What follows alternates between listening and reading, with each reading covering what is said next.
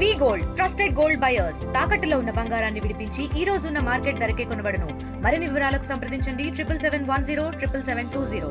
So Kranti మరణం మిమ్మల్ని ఎలా కలిచివేసింది? మాకు నిజంగా ఎంత గుండె చల్లుమన్నదంటే ఒక్కసారిగా బార్డర్లోకి వెళ్ళిన తర్వాత భయం అనిపించలేదు? అంటే ఆ కన్న తండ్రి ప్రేమ ఎక్కడి దగ్గర లాగుతూ ఉంటుంది. మనిషి ఇంటికి రాకపోవచ్చు, రావచ్చు. మీ కళ్ళ ముందు మీ కొడుకు కానరాని లోకాలకు వెళ్ళిపోతున్నప్పుడు సందర్భంలో చివరి క్షణాలు ఇట్లా వచ్చే ఒక సైనికుడు, దేశ సైనికుడు ఇంత అన్యాయమైనటువంటి మరణాన్ని అన్నదమ్ములు కలిసినప్పుడు పాటలు పాడుకునే సందర్భాలు విన్నప్పుడు తల్లింటికి చాలా ముచ్చట వేస్తూ ఉంటుంది. రాతి బొమ్మల్లోన కొలువైన శివుడా, రక్తబంధం విలువ నీకు తెలియదురా. ఎందుకంటే ఇటు సాయి చందు లేడు, క్రాంతి లేడు, ఇద్దరు వెళ్ళిపోయారు. ఏమిటి దేవా,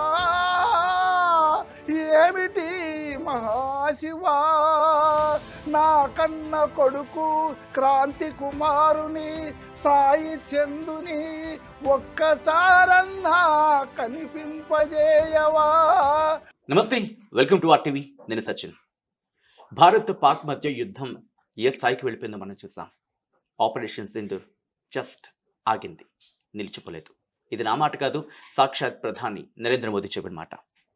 అయితే ఈ యుద్ధ వాతావరణంలో పిల్లల్ని కోల్పోయిన తండ్రులు ఎంతమందో, పిల్లల్ని కోల్పోయిన కుటుంబాలు ఎన్నో, కడుపుకు శోకాన్ని మిగిల్చిన ఆ ఘటనలు ఎన్నో. కానీ ఆ వీర జవాన్ల తల్లిదండ్రులు మాత్రం ఒకటే మాట అంటున్నారు: నా పిల్లలు నా దేశాన్ని కాపాడగలిగారని చెప్పి. కేవలం ఈ రోజు మాత్రమే కాదు, ఈ ఘటన మాత్రమే కాదు, దేశ సరిహద్దుల్లో మన కోసం ఈరోజు కాస్త ప్రశాంతంగా కూర్చొని ఈ స్వేచ్ఛా వాయువులు పీల్చగలుగుతున్నామంటే వాళ్ళు కాపలాగా ఉన్నారు కాబట్టి, వాళ్ళు గస్తీ కాస్తున్నారు కాబట్టి, వాళ్ళు మనకి రక్షణగా ఉన్నారు కాబట్టి. అలాంటి తల్లిదండ్రులు అలాంటి పిల్లల్ని దేశానికి ఇచ్చారు. అలాంటి పిల్లలు ఒక్కసారిగా వెళ్ళిపోతే ఆ తల్లిదండ్రుల బాధ ఏ స్థాయిలో ఉంటుంది. అలా ఒకరు దేశం కోసం మరణిస్తే ఇంకో బిడ్డను తన కళ్ళ ముందు పాడుతూ ప్రాణాలు విడిచిన ఆ బిడ్డను చూసి ఆ తండ్రి ఆ దుఃఖం ఏ స్థాయిలో ఉంటుందో అర్థం చేసుకోవచ్చు. ఇద్దరు పిల్లల్ని తన తండ్రిగా ఉండగా, తల్లిగా ఉండగా ఆ కుటుంబం ఇద్దరు పిల్లల్ని కోల్పోతే బాధలా ఉంటుంది. ఇప్పటికే బహుశా మీలో చాలామందికి స్పృశించి ఉండొచ్చు, మీ మస్తిష్కంలో మెదలు ఉండొచ్చు. ఎవరి గురించి మాట్లాడుతున్నాను? ఆయన అమర్చింత వేద వెంకటరాములు. పెద్ద కుమారుడు దేశ సేవలో భాగంగా జవాన్గా ఉన్న సందర్భంలో వీర మరణం పొందితే, చిన్న కుమారుడు పాట పాడుతూ అర్ధరాత్రి నాన్న ఇక సెలవంటి వెళ్ళిపోయాడు. దాదాపుగా 2వ ఏడాది. ఆ తండ్రి బాధ ఎలా ఉంది అని అడుగుతున్నామేంటి అని అనుకుంటున్నారు కదా. ఎందుకంటే మాటల్లో చెప్పలేని బాధ ఏ తండ్రిదైనా. ముందుగా నేను ఇప్పుడంతా యుద్ధ సందర్భం దీని గురించి మాట్లాడుకుంటున్నారు కాబట్టి, ఒక వీర జవాన్ని కోల్పోతే ఆ తండ్రి బాధ ఎలా ఉంటుంది, ఆ తండ్రి పెయిన్ ఎలా ఉంటుంది, ఆ దుఃఖాన్ని మింగి ఎలా ముందుకు వెళ్తున్నారు. ఇక్కడి నుంచి ప్రారంభించి ఆ తర్వాత సాయి చంద్ చూస్తూనే 2 ఏళ్ళు గడిచిపోయింది. ఇలా ఉంది ఆ కుటుంబం. అన్నీ మాట్లాడుకునే ప్రయత్నం చేద్దాం. మనతో పాటు అమర్చింత వేద వెంకటరాములు RTV స్టూడియోలో ఉన్నారు. నేరుగా ఆయనతో మాట్లాడదాం. మరి వేద వెంకటరాములు గారు నమస్కారం. Welcome to RTV. Okay, thank you. ముందుగా అందరూ కూడా ఒకటే మాట అంటున్నారు ఈ సందర్భంలో, భారత్ మాతాకి జై. అండ్ అటువంటి ఒక బిడ్డని దేశ సేవ కోసం మీరు పంపించారు. వీర మరణం పొందిన తర్వాత కూడా దేశ సేవ కోసం ఎంతోమంది ఇంకా వాళ్ళకి మద్దతుగా నిలుస్తున్న పరిస్థితి ఉంది. సో ఒక్కసారి నేను మీ ప్రయాణం గురించి అడిగే కన్నా ముందు,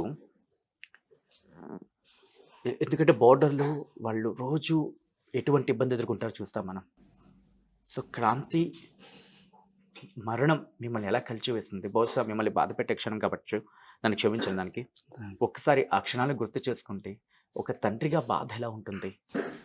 ఎందుకంటే అందరూ చాలా సందర్భాల్లో చాలా మాటలు మాట్లాడుకోవడానికి ఉంటాయి. బట్ ఒక తండ్రిగా ఒక కొడుకుని, వీర జవాన్ని కోల్పోతే ఆ బాధ ఎలా ఉంటుంది? ఒకసారి చెప్పే ప్రయత్నం చేస్తారా? తప్పకుండా చేస్తాను. హ్మ్. ముందుగా ఆర్టీవీ మేనేజ్మెంట్‌కు సచిన్ యాంకర్ గారికి అయ్యో! మీకు ముందుగా నమస్తే తెలియజేస్తూ, నమస్కారం అండి. నేను మీరన్నట్లు వీర జవాన్‌ని కన్నందుకు కూడా నేను సంతోషపడుతున్నాను. ఈ దేశానికి రక్షకుడు సైనికుడే. అవును. అలాంటి సైనికుడిని అనుకోకుండా సైనికంలో సైనిక దళంలో కలిసి నా కొడుకు కూడా వెళ్ళాడంటే కూడా అది గర్వకారణమే నాకు. నేను నా కడుపులో పుట్టి నాకు ఒక గొప్ప పేరును, గొప్ప త్యాగ స్ఫూర్తిని ఈరోజు మనం అనుకుంటున్నామంటే ఎక్కడో యుద్ధం జరుగుతుంటే ఆ సైనికులు లేకపోతే ఈ దేశం ఏమైపోవు అని అనుకునే క్రమంలో నా కొడుకు కూడా నాకు జ్ఞాపకం వస్తాడు. అది ఒక సంఘటన. హ్మ్. అంటే నా కొడుకు కూడా నిజమైన యుద్ధంలో పాల్గొన్నాడు. అసలు ఏం జరిగిందండి అది? ఎలా అతను అమరుడవ్వడం జరిగింది? అంటే ఆయన మరణమైతే అనారోగ్య మరణమే గానీ, ఆయన యొక్క సర్వీస్ కాలము హ్మ్. ఒక దాదాపు 18 సంవత్సరాల సర్వీసు. 2002 నుంచి 2018 దాకా. ఆయన సర్వీస్ మొత్తం. ఆ మొత్తం పీరియడ్‌లో గూడా కొన్నిసార్లు బాంబులు పేలినాయి అక్కడ యుద్ధంలో. కొన్నిసార్లు అంటే ఈ బార్డర్‌లో ఉన్న క్రమంలో వాళ్ళకి ఆయన ప్రతిరోజు యుద్ధం అది. ఆయన అంటే ఏదైనా యుద్ధ వాతావరణము కాకపోయినా ఎక్కడో చోట బాంబులు పేలడము, లేకపోతే నడుస్తున్న క్రమంలో ఆహ్, అవి ఐఈడీలు. కావడం, అవన్నీ బాంబులు పేలడము. ఇవన్నీ గూడా ఆ వాతావరణంలో నా కొడుకు గూడా ఆ భూమి మీద నడిచిండు. ఆ క్రమంలో ఓసారి కాలు కూడా యాక్సిడెంట్ అయింది. ఓకే. బాంబు ఏం పేలి. జరిగింది? బాంబు పేలింది. బాంబు పేలి. అంటే ఆయన సైనిక ప్రయాణంలో సాగుతున్న క్రమంలో ఒక్కొక్కసారి బ్లాస్టింగ్ అయినప్పుడు అబ్బా! అనుకోకుండా నా కొడుకు కాలుకి గూడా ఇదయిపోయింది. హ్మ్. ఆ క్రమంలో ఆ నరాలన్నీ దెబ్బతిని ఇక్కడనే హైదరాబాద్‌లో తన అంటే మిలిటరీ హాస్పిటల్‌లో జాయిన్ అయ్యి కాలుకు కట్టు కట్టించుకొని ఆ నరాలన్నీ గూడా మళ్ళీ ఒక జమ జేసి కట్టి నడవడానికి ఒక దాదాపు నెల, 2 నెలలు పట్టింది. ఆయన ఎందుకు ఇట్లా జరిగిందనంటే చెప్పలేదు నాకు. అబ్బా! "ఏం జరిగింది నాన్న? ఎందుకు జరిగింది?" అంటే, "ఏదో కింద పడ్డ యాక్సిడెంట్ అయింది నాకని" అన్నాడు గానీ, వాస్తవం ఏందంటే అక్కడ బ్లాస్టింగ్ జరిగింది. కాలు ఇదైపోయింది అని చెప్పిన తర్వాత తెలిసినప్పుడు ఆహ్, చాలా బాధ అనిపిచ్చింది. హ్మ్. అంటే, అంటే ఈ విషయం నాకెప్పుడు తెలిసిందంటే తను చనిపోయినప్పుడు సంస్మరణ సభలో చెప్పిండ్రు. నా అబ్బా! కొడుకు చనిపోయినప్పుడు, ఆర్మీ జవాన్ చనిపోయినప్పుడు సంస్మరణ సభలో హ్మ్. హ్మ్. సాయి చందే తన అన్న గురించి చెప్పమంటే చెప్తూ, హ్మ్. "మా అన్న ఈ దేశానికి వీర మరణం పొందిండు. ఈ దేశానికి వీర సైనికుడిగా వెళ్ళిండు. అది మా కుటుంబానికి, మాకు గర్వకారణం. ఎందుకు అంటే మా అన్న ఆ సైనిక ప్రయాణంలో కాలుకు ప్రమాదం జరిగితే కూడా లెక్క చేయకుండా గాని నాకు ప్రమాదం జరిగిందని మా నాన్నకి చెప్పలేదు. మాకు కూడా సరిగ్గా చెప్పలేదు. కానీ మేము మా నాన్న, నేను గాని అట్లా హాస్పిటల్‌లో ఉన్నాడు అని వెళ్ళినప్పుడు చూస్తే ఈ కాలుకి కట్టు కట్టుకుంటే ఎందుకు కట్టు కట్టుకున్నావు అని మా నాన్న అడిగినా, నేను అడిగినా చిన్న యాక్సిడెంట్ అయిందని చెప్పాడు గానీ, యుద్ధం వాతావరణంలో నాకు ఇట్లా జరిగిందని మాత్రం చెప్పలేదు మా అన్న. హ్మ్. అది సైనికుడి యొక్క లక్షణం. అంటే ఎవరిని బాధ పెట్టకూడదు. ఒక సైనికుడు కుటుంబానికి ధైర్యాన్ని ఇవ్వాలి. అంతేగాని ఆ ధైర్యాన్ని కోల్పోయేటట్లు మాట్లాడకూడదు, చెప్పకూడదు. అంటే ప్రాణమే తృణప్రాయంగా తీసుకోవడం. ప్రాణాన్ని త్యజించడం అనేది ఆ సైనికుని యొక్క లక్షణం. ఎక్కడ కూడా ఫ్యామిలీని డిసప్పాయింట్ చేయకూడదు అనే ఎక్కడ ఒక వాళ్ళకి క్రమశిక్షణ. భయం ఉండకూడదు. ఎక్కడి నుంచైనా భయం ఎక్కడ అనేది కూడా రాకూడదు. కుటుంబాన్ని కదిలించకూడదు. అంటే కన్నీళ్లు తెప్పించకూడదు అనే వాతావరణంలో ఆయన పెరిగిండు. ఇది చనిపోయిన తర్వాత మాకు ఆ సంస్మరణ సభలో తను చెప్తుంటే మాకు ఆశ్చర్యం వేసింది. హ్మ్. హ్మ్. అంటే నిజమా? ఇంత జరిగిందా? అని అటు ఒకసారి, తర్వాత ఇంకొకసారి అది ప్రమాదం నుంచి తప్పించుకోగలిగిండు. అట్లా అట్లా 2, 3 సంఘటనలు జరిగినవని మాకు ఆ రోజు సంస్మరణ సభలో తన గురించి చెప్పేటప్పుడు ఈ వాక్కులు వినబడ్డాయి మాకు. మాకు నిజంగా ఎంత గుండె జల్లుమన్నదంటే, అబ్బా! నయ్యమే గదా! నా కొడుకు అయినా కూడా సర్వీస్ అంతా పూర్తి చేసి బయటికి ఇంటికి వచ్చిండు అంటే ఒక వీర సైనికుడు లాగానే బయటకు వచ్చేసిండు. చాలా చాలా గొప్ప విషయం. కానీ కాన్వర్సేషన్ ఫోన్ చేస్తూ ఉండేవాడు. ఆ, ఎటువంటి కాన్వర్సేషన్ జరుగుతుంది? ఎందుకంటే మీకు తెలుసు తన అవును. సరిహద్దుల్లో ఉన్నాడంటే అక్కడ పరిస్థితులు ఎలా ఉంటాయి మీకు అవగాహన ఉంది. ఉంటది. మాట్లాడిన సందర్భంలో ఎప్పుడైనా చెప్పేవాడా ఈ కాస్త ఇటు ఇబ్బందిగా ఉండేది అవును. లేకపోతే కాస్త అవును. అటువంటి ఏమైనా షేర్ చేస్తున్నాడు? చెప్పాడు. ఫస్ట్ 2002లో జనవరి 31కు ఆర్మీలో జాయిన్ అయ్యాడు. 2002 జనవరి 31 నేనే జాయిన్ చేసి వచ్చాను నా కొడుకుని. కాబట్టి నేనే ఇక్కడ హైదరాబాద్లో అడ్మినిస్ట్రేషన్లో అక్కడ జాయిన్ చేసి వచ్చాను. తిరుమలగిరి అక్కడ ఇది ఉంటుంది. అక్కడ వెళ్ళి జాయిన్ చేసినప్పుడు గోల్కొండకు షిఫ్ట్ చేసిండ్రు వాళ్ళు. ట్రైనింగ్ 6 months ట్రైనింగ్ ఉంటుంది. ఓకే. గోల్కొండకు ప్రతి నెలలో ఒక 4 సార్లు 3 సార్లు నేను వెళ్ళేవాడిని తన ట్రైనింగ్ పీరియడ్లో. ట్రైనింగ్ పీరియడ్ ఎట్లా ఉండేదంటే చాలా టఫ్గా ఉండేదట. అంటే ఎప్పుడు కూడా అంటే ఎక్సర్సైజులు చేయని వాళ్ళు లేదంటే ఇంకేదన్నా శరీరం దారుఢ్యం పెంచుకోకుండా ఉండే వాళ్ళకు చాలా కష్టమైన విషయం అది. అట్లాంటిది తను సరే క్రికెట్ ఆటలో ఇంకేమో కబడ్డీ ఆటలో ఇవి ఆడడం వల్ల కొంచెం దారుఢ్యాన్ని పెంచుకునే అలవాటు ఉంది నా కొడుకు. ఆ రకంగా కొంచెం బాడీ స్టిఫ్గా పట్టుదలతో ఉండి దాన్ని ఎదుర్కొన్నాడు. ఆ ట్రైనింగ్లో ఇచ్చేటటువంటి శిక్షణలో ఇచ్చేటటువంటి భయంకరమైనటువంటి ట్రైనింగ్ అంటే ఎంత భయంకరంగా ఉంటాయో అంటే చెప్తుంటే ప్రతికూల పరిస్థితులు ఎదుర్కోవాలి కాబట్టి వాటిని ఇక్కడే ప్రిపేర్ కావాలి అనేది తను బాగా గట్టిగా అనుకున్నాడు.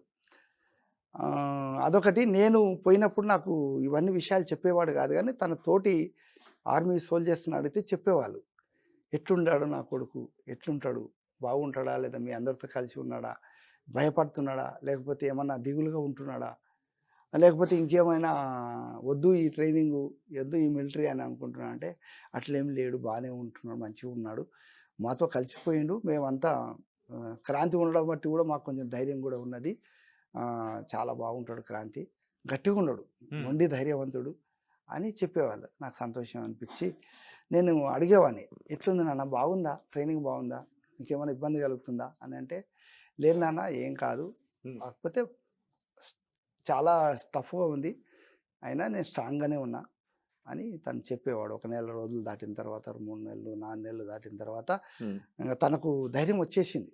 నేను ఇంకా అంత ధైర్యంగా ఉన్న వ్యక్తి ఒక్కసారిగా బార్డర్లోకి వెళ్ళిన తర్వాత భయం అనిపించలేదు? అంటే ఆ కన్న తండ్రి ప్రేమ ఎక్కడో దగ్గర లాగుతూ ఉంటుంది. అవును. ఎటువంటి కాన్వర్సేషన్ జరిగేటప్పుడు అంటే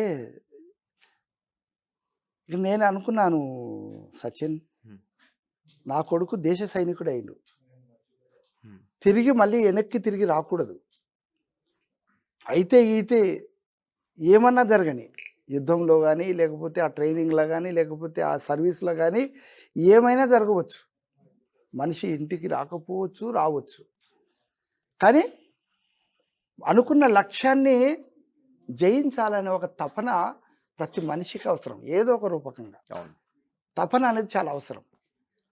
ఓటమిని మనం అంగీకరించకూడదు, ఎన్ని ఓటములు జరిగినా దాన్ని జయించడానికి ప్రయాణం చేయాలి తప్ప ఓటమిని చూసి భయపడకూడదు. అట్లా ఏదైనా కానీ సాధించాలని అనుకున్నప్పుడు అది ఎంత కష్టమైనా పర్వాలేదు దాన్ని సాధించాలి అనే దృక్పథం ఉండాలి ఎవరికైనా. ఒక్కసారి నేను ఈ సందర్భంలో కొన్ని లక్షలాది మంది ఆర్టీవీని ఫాలో అవుతున్నారు, కొన్ని కోట్లాది మంది చూడడం జరుగుతోంది. ఎక్కడో దగ్గర తల్లిదండ్రులు నా కొడుకు డాక్టర్ కావాలో లేకపోతే యాక్టర్ కావాలో లేకపోతే ఇంజనీర్ కావాలో లేకపోతే కంప్యూటర్ సైడ్ వెళ్ళాలో ఇలా ఆలోచనలు ఉంటూ ఉంటాయి. నా కొడుకుని లేదా నా కూతుర్ని జవాన్గాను లేకపోతే ఆర్మీలోకి పంపించాలనే థాట్ బహుశా ఇప్పుడిప్పుడు డెవలప్ అవుతోంది. ఇంకా ఎవరికైనా అనుమానాలున్నా ఎవరికైనా భయం ఉన్నా ఒక వీర జవాన్ తండ్రిగా మీరేం చెప్తారు వాళ్ళకి? కెమెరా చూసి ఒకసారి వాళ్ళకి చెప్పే ప్రయత్నం చేస్తారా? ఎందుకంటే చాలా మందికి ఒక విధంగా చెప్పాలంటే నీడ్ ఆఫ్ ద అవర్ బహుశా, ఎందుకంటే మీలాంటి వాళ్ళ ఎక్స్పీరియన్స్ ఒక ఇద్దరిని మార్చగలిగిన మనం అనుకున్న థాట్ సక్సెస్ అయినట్టే. తప్పకుండా. ఎందుకంటే నేను వాస్తవంగా నేను నా కొడుకుని ఆర్మీలోకి పంపాలి అనే దృష్టి మాత్రం దృక్పథం మాత్రం నాకు లేకుండే. నాకు నాకు అంటే ఆర్మీలో పంపగలమా? లేకపోతే ఆర్మీలోకి మనము నా కొడుకుని అడ్మిట్ చేయగలనా అని అనుకుని. హ్మ్. కానీ ఎప్పుడొచ్చిందంటే తనకే వచ్చింది ఆ విషయం. హ్మ్. హైదరాబాదుకు తను ఏదో పని కొరకు వచ్చిండు. హైదరాబాద్‌లో పని చేద్దాం 10థ్ క్లాస్ ఆఫ్టర్ 10థ్ క్లాస్. ఓకే. ఏదో పని చేసుకొని బతుకుదాం హైదరాబాద్‌లో. అంటే అంటే మాకు వ్యక్తిగతంగా ఆర్థిక వనరులు లేవు. మా నాన్న గవర్నమెంట్ ఎంప్లాయీ కాదు. మా అమ్మ బీడీ కార్మికురాలు. మాకేమి భూములు లేవు. వ్యవసాయ భూములు కూడా లేవు. ఏ ప్లాట్లు లేవు. ఏ ఆస్తి లేదు. హ్మ్. హ్మ్. శ్రమ చేసుకోవాలె, బ్రతకాలె. మా నాన్న చదువుకున్నాడు. నేను చదువుకున్నాను గానీ, గవర్నమెంట్ ఉద్యోగాలు మాత్రం లేవు. మా నాన్నకి లేదు. మాకు లేదు. సో, మనం కష్టపడితే వచ్చే కష్టపడితే సొమ్ముతోనే జీవితం గడిచేది. జీవనం జేయాలి. మమ్మల్ని అట్లా ఇంతవరకు తీసుకొచ్చిండు. 10థ్ క్లాస్ వరకు మా నాన్న తీసుకొచ్చిండంటే అది గ్రేట్ మాకు. చాలు. ఇక నుంచి మనం హైదరాబాద్‌కు వెళ్ళి ఏదో పని చేసుకొని బ్రతికి చదువుకుంటూ ఇది చేసుకుందామనే ఆలోచనతోటి వచ్చిండు ఫస్ట్. ఓకే. 10థ్ క్లాస్ కాంగానే. హ్మ్. తన ఫ్రెండ్స్ ద్వారానో ఎట్లనో వచ్చిండు. వచ్చి ఒక సంవత్సరం దాకా ఉన్నాడు. హైదరాబాద్‌లో ఒక ఫ్యాక్టరీలో ఇండస్ట్రియల్‌లో పనిచేస్తూ వచ్చిండు. నేను కూడా ఐటీఐ చదువుకున్నాను కాబట్టి, నేను కూడా ఇండస్ట్రియలిస్ట్‌ని కాబట్టి, ఇండస్ట్రియల్ ఆయన పనిచేసిన అనుభవం నాకు కూడా ఉంది. అంటే నేను కూడా హెచ్ఎంటీ ఫ్యాక్టరీలో, జీడిమెట్ల హెచ్ఎంటీ ఫ్యాక్టరీలో 3 సంవత్సరాలు పనిచేశాను. వెంకటరమణ గారు, ఇక్కడ ఏంటంటే చాలా మంది చూడడం జరుగుతోంది. ఆ తల్లిదండ్రులకి ఏం చెప్తారు? ఎందుకంటే ఒక జవాన్ తండ్రిగా మీరు చెప్తే 2 చెవులకి వాళ్ళకి ఎక్కితే కనుక ఒక ఇద్దరు ముగ్గురు మారిన బహుశా మనం అనుకున్న ఆ పాజిటివ్ దృక్పథం ఏమైతే ఉంటుందో అది సక్సెస్ అనేటి. సో ఒకసారి వాళ్ళకి చెప్పాల్సింది మనం చెప్పిన తర్వాత అప్పుడు మనం కంటిన్యూ ఓకే. చేద్దాం. అంటే అందుకే నా కొడుకు అట్లా ఇండస్ట్రియల్‌లో పనిచేస్తున్నప్పుడు తనకేమనిపించిందంటే, చాలామంది ఇట్లా ఆర్మీలో రిక్రూట్మెంట్ జరుగుతుంది. ఆర్మీలో జాయిన్ కావాలనేది అప్పట్లో 2000 సంవత్సరంలో హ్మ్. ఆ థాట్ వచ్చింది తనకు. వచ్చినప్పుడు తనేమన్నాడంటే నాతోటి, నాన్న నేను ఆర్మీలో ట్రైనింగ్ తీసుకోవాలి. ఆర్మీలో కోచింగ్ తీసుకోవాలి. కాబట్టి నాకు ఆర్మీలో పోవాలనే ఆలోచన వచ్చింది అని అన్నాడు. నాతోటి అన్నాడు. హ్మ్. నేనన్నాను, ఎందుకు బిడ్డ మనము ఏదైనా గవర్నమెంట్ జాబ్ వస్తే చేసుకోవచ్చు. లేకపోతే ఇంకేదైనా ఇండస్ట్రియల్‌లో పని చేసుకొని బ్రతకొచ్చు. అంటే భయం ఒకటి ఆర్మీలో పోతే ఏమన్నా అయితదేమో, ఎందుకు పోగొట్టుకునాలే చేతులారా అనే ఒక ఇది భయమైతే ఉండేది. ప్రతి తల్లిదండ్రికి ఉంటది ఆ భయము. ఉంటుందండి. ఎవ్వరికైనా ఉంటుంది. ఉంటుండే. ఎందుకు ఆర్మీలారా మనం మంచిగా ఏదైనా ఉద్యోగం మనం దళితులం. ఏదైనా ఉద్యోగం వస్తే మంచిగా డిగ్రీ చేస్తే చాలు ఉద్యోగం వస్తది గదా! ఎందుకు అంత ఆలోచన అని అనిపించింది నాకు. కానీ తనతోటి అనలేను. సరే బిడ్డ అని తను కొంచెం ఎక్కువ స్ట్రెస్ చేసిండు నా మీద. నాన్న నేను ఎట్లన్నా కోచింగ్ ఇప్పి నాకు నేను వెళ్తాను నేను అన్నాడు. సరే అని తన ఆలోచనకు అనుగుణంగానే నేను కూడా నడుచుకొని ఇక్కడనే హైదరాబాద్‌లో కోచింగ్ ఇప్పించిన. ఒక నెల రోజులు కోచింగ్ ఇప్పించిన తర్వాత తనకు ఇంగా కాన్ఫిడెంట్ వచ్చింది. ఇంక నేను జాయిన్ అయితా నాకు తప్పకుండా నాకు వస్తది సీట్ వస్తది హ్మ్. అని చెప్పి ఎగ్జామ్స్ రాసిండు, పాస్ అయ్యిండు. ఇక సీట్ వచ్చింది, జాయిన్ అయ్యిండు. జాయిన్ అయిన తర్వాత కూడా భయపడలేదు. ఓకే. ఫస్ట్ నేను అనుకునేది ఏంటంటే నా కొడుకు ఏడ భయపడతాడో, వెనక్కి తిరిగి వస్తాడో అనేది. జాయిన్ అయితే చేసినా కానీ మళ్ళీ ఏమన్నా అయితే బాగుండదు, రిమార్క్ వస్తుంది మనకు అని చెప్పి అనుకున్నా. కానీ ఆ 6 నెలల ట్రైనింగ్‌లో గోల్కొండలో తీసుకున్న 6 నెలల ట్రైనింగ్ ఏమైపోయిందంటే ఈడు 60 ఏళ్ళైనా ఉండగలుగుతాడు ఆర్మీలో ఓకే. అనే ధైర్యం నాకు వచ్చేసింది. అంటే మనిషి తిరిగి రాకూడదు మళ్ళా వెనక్కి. హ్మ్. హ్మ్. వెనక్కి రిటర్న్ కావద్దు బిడ్డ. వచ్చినావు. హ్మ్. త్యాగంతోటే వచ్చినావు. హ్మ్. ఈ త్యాగం ఏదైతే దేశానికి మనకు ఒక ఇదిగా గుర్తింపుగా ఉండాలి. ఇట్లనే నిలబడు అని చెప్పినా నేను. కానీ వెనక్కి రమ్మని గానీ, వద్దు బిడ్డ అని గానీ, ఎలాంటి ఆయన డిసప్పాయింట్ చేసే విషయాలు గానీ, మాటలు గానీ నేను కూడా మాట్లాడలేదు. ఓకే. చాలా సంతోషం అనిపించింది. 6 నెలల ట్రైనింగ్ పూర్తి చేసిన తర్వాత ఫస్ట్ జమ్మూ కాశ్మీర్‌కి ట్రాన్స్‌ఫర్ చేసిండ్రు. వాహ్! ఓకే. 2001లో ఆయనకు 2002ల ఫస్ట్ అపాయింట్మెంట్ అంతా జమ్మూ కాశ్మీర్‌కు ఇచ్చిండ్రు. ఎప్పుడైనా అన్నాడా లైక్ ఇక్కడ ఉగ్రవాదులకు సంబంధించి ఏమైనా కనిపించా లేకపోతే ఇటువంటి ఇలా ఇబ్బందికర వాతావరణం ఉండింది ఎప్పుడైనా ఫోన్‌లో చెప్పుకునేవాడా?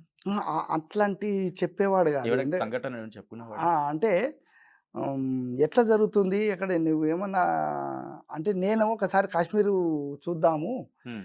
నేను కూడా వచ్చి ఒకసారి చూద్దాం నాన్న కాశ్మీర్ చూడలేదు. హ్మ్.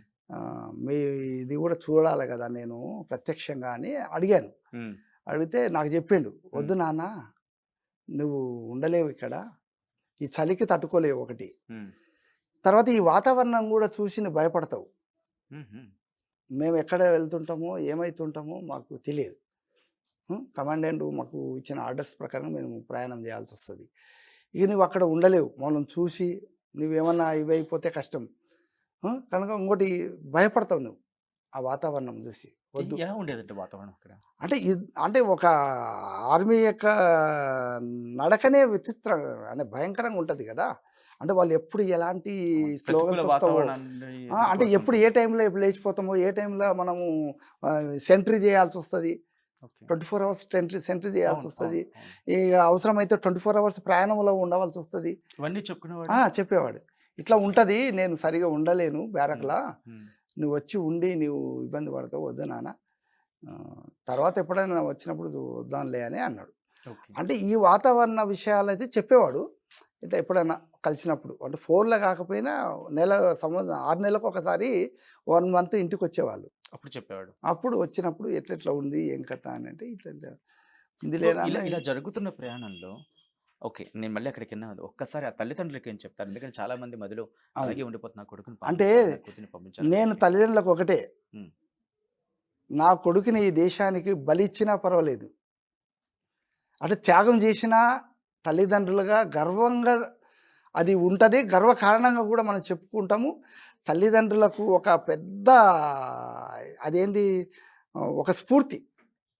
నా కొడుకు ఈ దేశం కొరకు త్యాగం చేసిండు, నా కొడుకు ఈ దేశం కొరకు నడుము కట్టుకున్నాడు, నా కొడుకు నా కుటుంబం కొరకు కాకుండా ఈ దేశం కొరకు బలిదానం ఇవ్వడానికి సిద్ధమైపోయిండు. ఇంతకంటే గొప్ప విషయం ఇంకేముంది ఈ మానవ జీవితంలో? 100 ఏళ్ళు బ్రతుకుతాం మనం. 100 ఏళ్ళ జీవితంలో ఒక 17-18 సంవత్సరాల జీవితమే 100 ఏళ్ళ చరిత్ర, 1000 ఏళ్ళ చరిత్ర చెప్పుకునేటట్లుంటుంది. అది చాలు అని అనిపిస్తుంది మనకు. గ్రేట్. అక్కడి నుంచి అంటే మీరు అన్నారు జమ్మూ కాశ్మీర్ వెళ్ళాడు, అక్కడ ప్రమాదాన్ని ఫేస్ చేశాడు, తిరిగి వచ్చాడు. మీ కళ్ళ ముందు మీ కొడుకు కానరాని లోకాలకు వెళ్ళిపోతున్నప్పుడు సందర్భంలో అసలు ఏం జరిగింది? ఆ టైంలో మీ తండ్రి గుండె ఏమంది? అప్పుడు అంటే 18 ఏళ్ళు సర్వీస్ చేసి ఇంటికి వచ్చాడు, మంచిగానే ఆరోగ్యంగానే ఇంటికి వచ్చాడు, హ్యాపీగా ఉన్నాడు. అంటే ఆయన ఇంకొకటి 16 సంవత్సరాలు ట్రైనింగ్లో ఉన్నప్పుడు హ్మ్. ఆయన వయసు కూడా పెళ్లి వయసు వచ్చేసింది. ఎందుకు చెప్తున్నానంటే అంటే 21 ఏండ్లు దాటిన తర్వాత ఇంకా పెళ్లి వయసు దాదాపు ఇంకా పెళ్లి చేసుకునే వయసు వస్తుంది, చేసుకుంటే బాగుంటుందని అనుకుంటాం తల్లిదండ్రులు. అవును. నా కొడుకుని నేను పదే పదే ఇదే అడిగేవాడిని, పెళ్లి చేసుకో బిడ్డ, ఇంకా నీకు ఒక సెక్యూరిటీ అనేది వచ్చింది, అంటే ఏదో ఒక జాబ్ చేస్తున్నట్టు ఉద్యోగ భద్రత వచ్చింది, నీ భార్యని నువ్వు పోషించుకోగలిగే శక్తి వచ్చింది, పెళ్లి చేసుకుంటే మాకు కూడా నీ పిల్లలను చూసే అవకాశం మాకు కూడా ఉంటుంది, నీ పెళ్లి చూసే అవకాశం, నీకు పుట్టబోయే పిల్లలను చూసి సంతోషపడతాము, చేసుకో బిడ్డ అని నేను అడుగుతుంటే. కానీ నా కొడుకు ఒకటే మాట అనేవాడు, నాన్న నాకు పెళ్లి మీద అంత ఆశ లేదు, ఎందుకంటే నీకు చెప్తే నువ్వు నమ్మవు, హ్మ్. నేను ఎప్పుడు ఏమవుతానో నాకు తెలియదు. ఈ ట్రైనింగ్లో ఈ సైనికుల్లో చేరినప్పుడు ఏ సమయంలో ఏమవుతుందో తెలియనప్పుడు నేను ఏమైనా నీవు కొంచెం తట్టుకోగలవు, తండ్రివి తల్లివి తట్టుకోగలరు. సరే నా కొడుకు ఈ దేశం కొడుకు బలిదానం ఇచ్చింది కదా అని కొంతకాలం అనుకుని తృప్తి పడతావేమో, కానీ నేను చేసుకున్న అమ్మాయి ఎంత బాధపడుతుంది? మధ్యలో ఏమైనా జరిగింది అనుకో, నా భార్య కావచ్చు, నా పిల్లలు కావచ్చు, అంటే అర్ధాయుష్ జీవితంలో ఏమైనా నన్ను అయ్యో అనవసరంగా చేసుకుంటేనేమని ఆమె అనుకోవచ్చు, పిల్లలు కూడా అయ్యో మా నాన్న నన్ను మమ్మల్ని వదిలిపోయా కదా అని అనుకుంటే ఎట్లా బాధపడతారు కదా నాన్న, వద్దు నాకు పెళ్ళి అంటూ వద్దు, ఇప్పుడు నేను అడిగినప్పుడే పెళ్లి చేతు అన్నాడు. హ్మ్. ఇది ఎప్పుడు అనేవాడు, ఎప్పుడు ప్రతిసారి ప్రతి సంవత్సరం.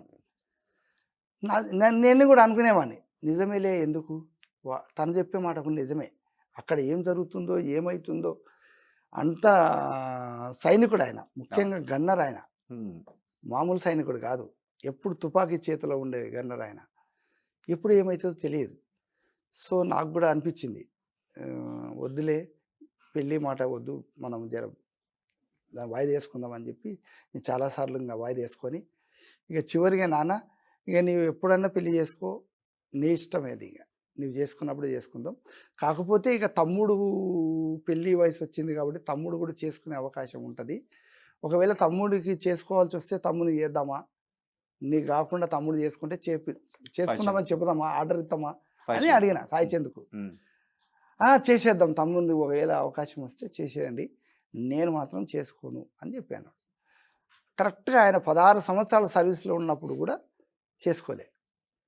16 సంవత్సరాల తర్వాత ఇంక 18 ఏళ్ళకు అంటే 2 సంవత్సరాలు ఇంకా నేను రిటైర్మెంట్ అవుతా అని అన్నప్పుడు ఇంకా తనకు అనిపించింది ఇంక నేను దగ్గరలోకి వస్తున్నాను, మన బార్డర్లోకి వచ్చేస్తున్నాను, ఇంకా రిటైర్మెంట్ దగ్గరకు వస్తుంది కాబట్టి ఇంకా పెళ్లి చేసుకుంటే కూడా నో ప్రాబ్లం, చేసుకుందాం నాన్న అని చేసుకున్నాం.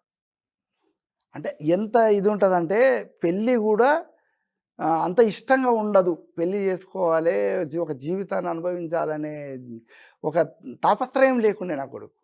ఇది నిజం. అది బహుశా సైనికులకి ఎవరికైనా అలాగే ఉంటుందేమో. ఎందుకంటే దేశాన్ని కాపాడాలనుకున్న వాళ్ళు అవును ఇంకొక మనిషి జీవితాన్ని కొంచెం ఆలోచించి వాడు పెళ్లి చేసుకుంటారు. అవును. సో ఆఖరి క్షణం ఏమైంది ఆ రోజు? మీ అంటే క్రాంతి మరణించిన రోజు, వీరమరణం పొందిన రోజు ఏం జరిగింది? ఒకసారి చెప్పే ప్రయత్నం అదే 20 అంటే 2018లో ఆయన రిటైర్డ్ అయ్యి వచ్చేసిండు ఇంటికి. ఓకే. అయిపోయింది, ఇక సర్వీస్ కాలం పూర్తయింది, ఇంకా పెన్షనబుల్గా ఆయన వచ్చేసిండు. ఇక తర్వాత కూడా మనం అవసరమైతే మళ్ళీ ఆర్మీలోకి కూడా వెళ్ళొచ్చు. నెక్స్ట్ వాళ్ళకు ఒక ఆల్టర్నేటివ్ టైమింగ్ ఇస్తారు. 1 ఇయర్ తర్వాత కూడా మనం మళ్ళీ ఆర్మీలోకి వెళ్ళిపోవాలనుకుంటే వాళ్ళకి అవకాశం ఉందట. అట్లా అవకాశం ఉంటే కూడా అయితే 2018 కంటే ముందు 2016లో పెళ్లి చేసుకున్నాడు. ఆఫ్టర్ 2 ఏళ్ళ తర్వాత మళ్ళీ పోవాలనుకుంటే నువ్వు వెళ్ళిపోవచ్చు కదా బిడ్డ, వాళ్ళ ఆర్మీలో కంటే వెళ్ళిపోవచ్చు, ఇప్పుడు వద్దులే, ఒక 1 ఇయర్ తర్వాత చూద్దామని అన్నాడు.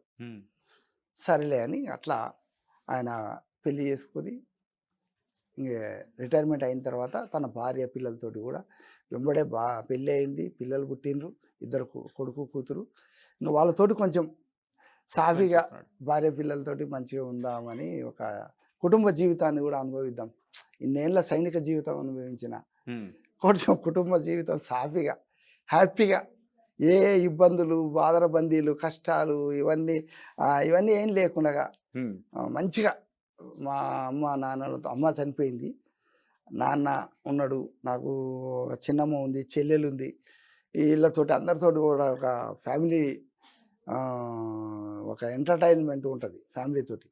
అలాంటి జీవితం కూడా కొంచెం అనుభవిద్దామని అనుకొని ఫ్యామిలీ లైఫ్, భార్య పిల్లలతో పాటు మా నాన్న ఉన్నాడు, మా చిన్నమ్మ ఉంది, చెల్లెలు ఉంది, వీళ్ళందరితోటి ఒక ఆత్మీయ అనుబంధాలు పెంచుకుందాం.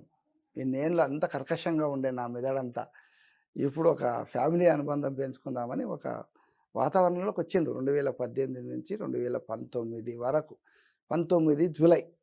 కర్కశత్వం కూడా కాకుండా దేశ అంటే కర్కశత్వం అంటే శత్రువు కనిపిస్తే అంతే. అంటే వాళ్ళకు మైండ్ సెట్ అంతా ఎట్లా ఉండేదంటే అదే వైపు ఉండేది. ఇక నీవు తల్లిదండ్రులు ఏం మాట్లాడుతుండ్రు, ఫ్రెండ్స్ ఏం మాట్లాడుతుండ్రు, ఇవన్నీ అంత పరిగణలోకి తీసుకునే వాళ్ళు కాదు. అక్కడి నుంచి మళ్ళీ వచ్చే ప్రయత్నం చేద్దాం అన్నట్టుగా. అది అంటే అట్లా ఆ రకంగా ఉండేవాడు. సరే ఫ్యామిలీ రిలేషన్ తోటి కలుపుదాం అని చెప్పి అనుకున్నాడు. 2018 నుంచి 2019 జూలై వరకు మంచిగా ఉన్నాడు, ఆరోగ్యంగా హ్యాపీగా. మా ఇంటికి కూడా తన భార్య పిల్లల్ని తీసుకొచ్చి ఓ వారం రోజులు మా ఇంటి దగ్గర ఉండేవాడు, హ్యాపీగా కొంత గడిపిపోయి. తను కూడా మహబూబ్నగర్లో, మా ఊరు అమర్చింతకు మహబూబ్నగర్ ఒక 60-70 కిలోమీటర్ల దూరం ఉంటుంది, సెంటర్, డిస్ట్రిక్ట్ సెంటరు. అక్కడ ఉంటే ఏదన్నా ఫెసిలిటీస్ ఉంటాయి అని తన భార్య ఊరు కూడా మహబూబ్నగర్. అక్కడ ఏమైనా మెడికల్ ఫెసిలిటీస్ కావచ్చు, లేకపోతే ఏదన్నా ఉద్యోగాన్ని ప్రైవేట్గా ఏదైనా చేసుకుందామంటే కూడా అవకాశాలు ఉంటాయి డిస్ట్రిక్ట్ సెంటర్లో అనే ఉద్దేశంతో కూడా తను మహబూబ్నగర్లో షిఫ్ట్ అయింది. అట్లా భార్య పిల్లలు ఉన్నారు.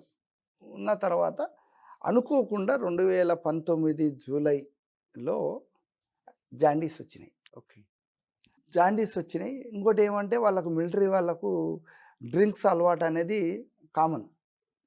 కొంతమందికి ఉంటుంది, వాళ్ళు తీసుకోవచ్చు, బట్ తీసుకోవచ్చు, రిస్ట్రిక్షన్స్ ఏం లేవు. తీసుకోకపోవచ్చు. అంటే అవును. కొంచెం అక్కడ ఉన్నప్పుడు కూడా వాళ్ళకి కొన్ని బాటిల్స్ ఇచ్చేవాళ్ళు. అవి ఇష్టం ఉంటే తాగొచ్చు, లేకపోతే బయటకు పంపించచ్చు. అట్లాంటివి కూడా చేసిండు నాకు. తనకి ఇష్టం లేనప్పుడు నాతోటి పంపించేవాడు బాటిల్స్ తీసుకెళ్ళి ఇంటికి అని చెప్పి. అట్లా కూడా చేసిండు.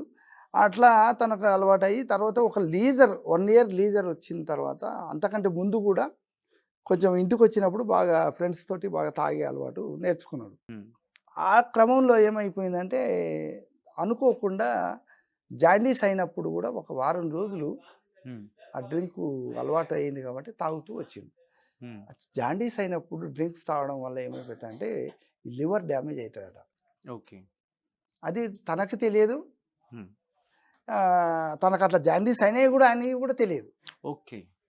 ఉమ్, తనకు నాకు జాండీస్ అయినవి, నేను ఇట్లా సిక్ అయినా అనే విషయం తనకే తెలియదు. తన బాడీకే అట్లా తెలియనట్టు ఉన్నాడు. ఉమ్, ఉమ్, అంటే తనకు ఎప్పుడు కూడా సార్ జ్వరం వచ్చినట్టు నేను ఎన్నడూ చూడలే. ఉమ్, ఆర్మీలో ఉన్నంత కాలం జ్వరం వచ్చినట్లు కానీ సిక్ అయినట్లు కానీ చాలా తక్కువ. Right. ఇక అప్పుడప్పుడు మధ్యలో అవి ఏవో వాతావరణంకి వెళ్ళి తుంపరకి వెళ్ళి అట్లాంటివి జరిగి ఇది జలుబు వచ్చి ఇట్లా జరిగిందేమో కానీ కానీ ఎప్పుడు సిక్ అయి ఉండే మనిషిలాగా కనబడేవాడు కాదు. ఓకే. అది ఆరోగ్యవంతుడుగా ఉండేవాడు. సో జాండీస్ వచ్చిన తర్వాత అది ఇబ్బంది పెట్టిందా అండి? జాండీస్ వచ్చినాయి. ఇంకా జాండీస్ జూలైలో స్టార్ట్ అయినప్పుడు తాగడం వల్ల లివర్ డ్యామేజ్ అయిపోయింది. ఓకే. అది వారం రోజుల తర్వాత తెలిసింది. ఓకే. అప్పుడు హాస్పిటల్కి వెళ్తే ఇట్లా జాండీస్ అయినవి, లివర్ కూడా దెబ్బతిన్నది, వెంటనే మీరు ట్రీట్మెంట్ తీసుకోవాలి అని చెప్పి అప్పుడు అక్కడ లోకల్గా ప్రైవేట్ హాస్పిటల్ ఇస్తే ఏం లేదు, తన ఆర్మీ సోల్జర్ కాబట్టి ఆర్మీ హాస్పిటల్ తీసుకెళ్తే బెటరు అని చెప్పి ఆర్మీ హాస్పిటల్ వచ్చినాం హైదరాబాద్కు. ఆర్మీ హాస్పిటల్లో అడ్మిట్ చేస్తే వాళ్ళు ఉండి ఇక రెఫరల్ హాస్పిటల్లో మెడికవర్ హాస్పిటల్లో అడ్మిట్ చేసుకోండి అని చెప్తే ఇక అప్పటి నుంచి సార్ నా కొడుకు అది తగ్గలే. ఇక ఓకే. 2019 జూలై 1 తారీఖు నుంచి మొదలు పెడితే 2021 ఏప్రిల్ 1 తారీఖు వరకు బా. ఆ సంవత్సరం 2 సంవత్సరాల అంటే దాదాపు దగ్గర 1.5 ఇయర్ అబో ఉమ్, ఉమ్, హాస్పిటల్కి తిరగడమే అయింది ప్రతి మంత్. అంటే ఇక కాళ్ళల్లో నీళ్లు చేరడము, కాలేయంలో అది శరీరంలో నీరు చేరడము, బ్రెయిన్లో నీరు చేరడము, ఇట్లా ఇది ఏదో ఒక సిమ్టమ్ అనేది ఎప్పుడు కనిపిస్తుంది. వెంటాడుతూ ఉండేది. ఓకే. దానివల్ల మేము ప్రతి నెలలో 15 రోజులు హాస్పిటల్లో అడ్మిట్ అయి ఉండి మళ్ళీ ఇంటికి రావడం. ఇట్లా 1.5 ఇయర్ ఆయనకు ఇక సేవ చేసుకొని ఆయనకు బ్రతికించాలని చాలా ప్రయత్నం చేసినాం. ఎందుకంటే ఆర్మీ సోల్జరు, అవును. మళ్ళీ ఆయన ఈ దేశానికి మళ్ళీ సైనికుడిగా అయి వెళ్ళొచ్చు, మంచిగా తయారయ్యి మళ్ళీ మమ్మలను కూడా మంచిగా కూర్చొని మంచిగా సాదుకుంటాడు అని చెప్పి మేము చాలా కొంచెం ఆశపడ్డా. నేను కూడా నా కొడుకు వల్ల నేను కొంచెం మంచిగా తిని ఉంటుంది, ఏ తండ్రికైనా ఉంటుంది అది. అరే ఇప్పుడు ఇంతకాలం అంటే నేను తన భార్య ఉంది, తన పిల్లలు ఉండరు, వాళ్ళు తినకపోక మంచిగా ఉండాలని అనుకోవచ్చు. నాకు 60 ఏళ్ళ వయసు వచ్చిన తర్వాత కూడా నా కొడుకుది ఇప్పుడన్నా మంచిగా ఉండి కొంచెం అందరం కలిసి తిని మంచిగా ఉందాం ఆరోగ్యంగా మనం కూడా అని అనుకునే టైంలో బ్యాడ్ లక్, దేవుడు ఏమనుకున్నాడో ఏమో కానీ ఆయన అట్లా అనారోగ్యంతో వెళ్ళిపోయే ముందు నేను ఒక చివరి మాట, ఉమ్, ఉమ్, 37 రోజులు మేము హాస్పిటల్లోనే ఉన్నాం, ఇంకా ఇంటికి పోలేదు. అడ్మిట్ అయిన ఉమ్, 37 days ఓకే. ఇక బెడ్ రెస్ట్ ఇక అక్కడనే హాస్పిటల్లోనే ఉన్నాం. ఉమ్, ఆ 37 రోజుల కాలంలో ఆయనకు బ్రెయిన్ మన దాన్ని ఏమంటారు మెమొరీ పవర్ కూడా లాస్ అయిపోయింది చివరికి. ఓకే. అంటే ఆయన తినే గుర్తుపట్టలేకపోయారు. గుర్తుపట్టలేని టైం వచ్చేసింది చివరికి. వా. ముందు ఆయనకు అంటే హాస్పిటల్లో అన్నము తినడం కూడా తను సొంతంగా తినలేని పరిస్థితి ఒకటి. ఉమ్, కాబట్టి ఎంబడే నేనే ఉండి ఆయనకు రోజు స్పూన్ తోటి అన్నం తినిచ్చే పరిస్థితి. అంటే ఒక దేశ సైనికుడు, ఒక స్టిఫ్ గల శరీరం గల మనిషి, నాకు బాధ వేసింది ఏంటంటే ఉమ్, ఒక 10 మందిని ఈజీగా కొట్టగలిగేటంత శక్తి సామర్థ్యాలు కలిగిన సైనికుడు ఒక మనిషిని ఈజీగా ఎత్తుకొని అది ఒక కిలోమీటర్ దూరం నడవగలిగే వ్యక్తి. హ్మ్. అంటే నేను ఇవి వాస్తవాలు చెప్తున్నా. రైట్. ఆయన చేసిన సంఘటనలు చూసి నేను చెప్తున్నా. ఆయనకు ఒకసారి 10 మంది ఇట్లా దాడి చుట్టుముట్టిన చేస్తే చుట్టుముట్టినప్పుడు ఆ 10 మందిని ఈజీగా ఇట్లా కొట్టగలిగిండు. బార్డర్‌లో. బార్డర్‌లో కాదు బయట. ఓకే. ఓకే. బయట బయటకు వచ్చిన విషయాలు. తర్వాత. ఓకే. ఓకే. అంటే ఏదో ఒక సందర్భంలో అట్లా అంటే సో, అంతటి ఆ శక్తి శారీరక సామర్థ్యాలు అంత అంత దృఢంగా స్ట్రాంగ్‌గా ఉన్న ఉన్న వ్యక్తి. ఉన్న ఓకే. వ్యక్తి అది చూసి ఆశ్చర్యపోయినాం. హ్మ్. హ్మ్. ఒక మనిషిని యాక్సిడెంట్ అయితే ఆ మనిషిని ఎత్తుకొని 2 కిలోమీటర్ల దూరంలో ఎత్తుకొని వెళ్ళిండు. అబ్బా! ఇక్కడ యాక్సిడెంట్ అయితే 2 కిలోమీటర్ల దూరంలో హాస్పిటల్ ఉంటే ఆ మనిషిని ఎత్తుకొని పోయిండు ఇట్లే రక్తపు మడుగులో ఉంటే. తన శరీరం అంతా రక్తపు మడుగయింది. హాస్పిటల్ అటువంటి వాళ్ళే అటువంటి మీ మీ క్రాంతి దూరమైన సందర్భంలో ఏమనిపించింది? ఎందుకంటే ఆ బాధ వర్ణనాతీతం. అవును. ఎందుకంటే చిన్న పిల్లలు కూడా తనకి. అవును. ఏమనిపించింది ఆ సందర్భంలో? ఒక తండ్రి గుండెగా మీకు ఏమంది మీ అదే గుండె? చెప్తున్నాను సార్. అంటే నేను అనేది ఆ సందర్భంలో చెప్తున్నా. హ్మ్. అంతటి పరిస్థితి కలిగిన మనిషి ఒక స్పూన్‌తో అన్నం తినిపించగలిగే పరిస్థితిలోకి వచ్చిండు కదా నా కొడుకు. అబ్బా! ఇది అవును. ఎంత అవును. ఎంత బాధగా అనిపిస్తది. అవును. 10 మందిని కొట్టగలిగేటంత శక్తిమంతుడు. ఒక మనిషిని 2 కిలోమీటర్లు ఎత్తుకొని హ్మ్. హాస్పిటల్‌లో అడ్మిట్ చేయగలిగేటటువంటి శక్తిమంతుడు, ధైర్యవంతుడు. అర్ధరాత్రి పూట మళ్ళా. అటువంటి శక్తిమంతుడు నాకు కడుపున పుట్టి, నాకు ఈ దేశ సైనికుడిగా నేను ఈ వీరమరణం పొందగలిగే మనిషిని నేను పోగొట్టుకుంటున్నాను గదా!